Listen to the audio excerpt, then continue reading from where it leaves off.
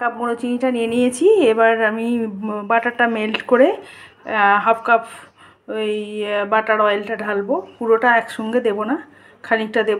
কনসিস্টেন্সিটা মোটামুটি এরকম হয়ে গেছে। এবার এতে আমি ময়দাটা রেডি করে ময়দাটা মিক্সড করব। এবার দিলাম হাফ টিস্পুন বেকিং সোডা আর দেবো 1 টিস্পুন বেকিং পাউডার। ভালো করে মিক্স করে নেবো। গুঁড়ো দুধের প্যাকেটটা পুরোটা দিয়ে দেবো। সব শুকনো উপকরণগুলো ধীরে ধীরে দিয়ে এটাকে মিক্স করতে রাখবো।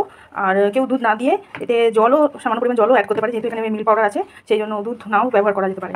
আর এক চামচ ভ্যানিলা এসেন্স পরে অ্যাড করবো। আর যেহেতু আমি এটা ক্রিম কেক করবো, সেই জন্য আমি কোনো রকম ড্রাই ফ্রুটস অ্যাড করিনি। আপনারা চাইলে এটা ড্রাই ফ্রুটস অ্যাড করে ফ্রুট কেক হিসেবেও খাওয়া যেতে পারে। আর এই কেকের ব্যাটার এটার মধ্যে ঢেলে দিয়ে 35 মিনিটের জন্য কেক ওভেনে।